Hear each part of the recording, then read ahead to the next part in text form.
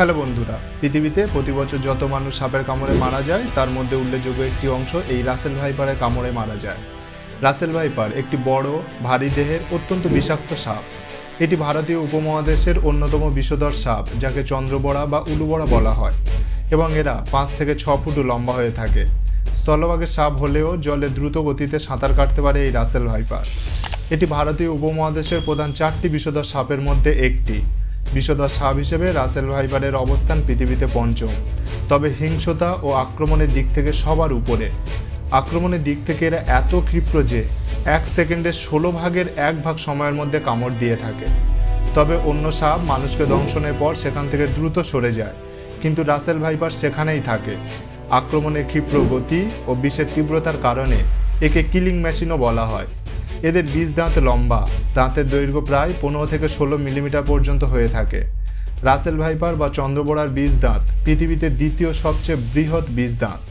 অন্যান্য সাপ সাধারণত ডিম পাড়ে এবং ডিম ফুটে বাচ্চা হয়, তবে রাসেল ভাইপার সাপ ডিম পাড়ার পরিবর্তে সরাসরি বাচ্চা দেয়, ফলে সাপের বাচ্চাদের বেঁচে থাকার সম্ভাবনা বেশি থাকে।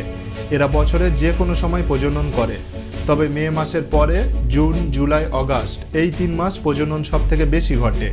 একটি স্ত্রী সাপ গর্ভধারণ শেষে 20 থেকে 40টি বাচ্চা দেয়, তবে কোনো রাসেল ভাইপার 80টি পর্যন্ত বাচ্চা দেওয়ার রেকর্ড আছে, এবং শতকরা 100 ভাগের মধ্যে 70 ভাগ স্ত্রী বাচ্চার জন্ম দিয়ে থাকে, তাই বৃদ্ধির হারও অনেক বেশি। এটি একটি নিশাচর সাপ, দিনে ও রাতে উভয় সময়ে কামড়ায়। অনেক মানুষ সহজেই একে অজগরের বাচ্চা ভেবে ভুল করে থাকে, কিন্তু রাসেল ভাইপার এর মাথা চ্যাপ্টা, ত্রিভুজাকার এবং ঘাড় থেকে আলাদা। শরীর জুড়ে গাঢ় বাদামি রঙের দাগ রয়েছে। দৈহিক এই বৈশিষ্ট্যের কারণে খুব সহজেই শুকনো পাতা ও ধান ক্ষেতের মধ্যে নিজেকে লুকিয়ে রাখতে পারে। এরা সাধারণত খোলা মাঠ, চাষের জমি এবং ঠান্ডা ও স্যাঁতস্যাঁতে পরিবেশে থাকতে পছন্দ করে। এরা খাদ্য হিসাবে ইঁদুর, ছোট পাখি, টিকটিকি ও ব্যাঙ ভক্ষণ করে, তাই অনেক সময় ইঁদুর শিকার করতে লোকালয়ে ঢুকে পড়ার ফলে মানুষের সঙ্গে সংঘাত প্রতিনিয়ত বেড়েই চলেছে। এরা মূলত এক জায়গায় চুপ করে এক ধরনের প্যাঁচালো কুণ্ডলি পাকিয়ে পড়ে থাকে। মানুষ বা বড় কোনো প্রাণী সামনে এলে আকৃতি কুণ্ডলি পাকিয়ে খুব জোরে জোরে হিস হিস শব্দ করে। তারপরও তাকে বিরক্ত করা হলে তবেই অত্যন্ত দ্রুত গতিতে ছোবল মারতে পারে। সাপের কামড়ে তাৎক্ষণিক ক্ষতস্থানে ব্যথা শুরু হয় ও কিছুক্ষণের মধ্যে ক্ষতস্থান ফুলে যায় ও রক্তক্ষরণ হয়। এছাড়াও রক্তচাপ ও হৃদস্পন্দনের হার কমে যায় ও মুখমণ্ডল ফুলে যায়। যথাযথ চিকিৎসা না নিলে 25 থেকে 30% ক্ষেত্রে কিডনি অকার্যকর হয়ে যায়। রাসেল ভাইপারের বিষ হেমোটক্সিক, অর্থাৎ এর প্রভাবে লোহিত রক্তকণিকা ধ্বংস হয় ও বিভিন্ন অঙ্গ যেমন ফুসফুস, কিডনি ক্ষতিগ্রস্ত হয়। রাসেল ভাইপারের বিষ রক্ত জমাট বাঁধতে সাহায্য করে। এই কারণে হাসপাতালের ল্যাবরেটরিতে রক্ত জমাট বাঁধা সংক্রান্ত পরীক্ষায় এর ব্যবহার রয়েছে, এবং এক পূর্ণবয়স্ক রাসেল ভাইপারের ক্ষেত্রে বিষের পরিমাণ 130 থেকে 250 মিলিগ্রাম পর্যন্ত হয়। পৃথিবীতে প্রতি বছর যত মানুষ সাপের কামড়ে মারা যায় তার মধ্যে উল্লেখযোগ্য একটি অংশ এই রাসেল ভাইপারের কামড়ে মারা যায়।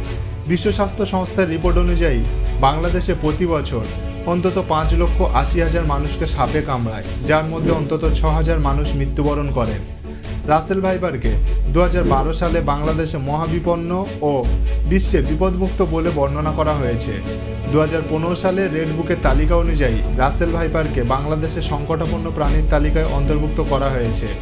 কিন্তু ইদানিং বাংলাদেশে এই রাসেল ভাইপারের প্রজাতি বৃদ্ধি পাওয়ায় খাবারের খোঁজে মানুষের বাসাবাড়িতে চলে আসছে, এবং এই সাপের এতটাই বৃদ্ধি পেয়েছে যে 2টি মাথাযুক্ত বিরল প্রজাতির রাসেল ভাইপার সাপের দেখাও মিলেছে। গবেষকদের মতে কেউটো সাপ কামড়ানোর 18 ঘন্টা পর ও রাসেল ভাইপার কামড়ানোর 72 ঘন্টার মধ্যে অ্যান্টিভেনম দেওয়া না হলে মানুষ মারা যায়। বর্তমানে বাংলাদেশের 25টিরও বেশি জেলায় ছড়িয়ে পড়েছে এই রাসেল ভাইপার, বিশেষ করে পদ্মা নদীর অববাহিকা অঞ্চল, রাজশাহী, রাজবাড়ী, ফরিদপুর, কুষ্টিয়া, মানিকগঞ্জ, চাঁদপুর, হাতিয়া সহ অন্যান্য জেলায় রাসেল ভাইপারের উপস্থিতি পাওয়া দেখা গেছে। তো বন্ধুরা, ভিডিওটি যদি আপনার ভালো লাগে তাহলে একটি লাইক করুন এবং ভিডিওটি শেয়ার করুন আপনার বন্ধুদের সাথে। আর এই ধরনের আরও ইন্টারেস্টিং ভিডিও দেখার জন্য আমাদের এই চ্যানেলটিকে সাবস্ক্রাইব করুন। দেখা হচ্ছে আরও একটি অবাক করা ভিডিও নিয়ে পরের এপিসোডে।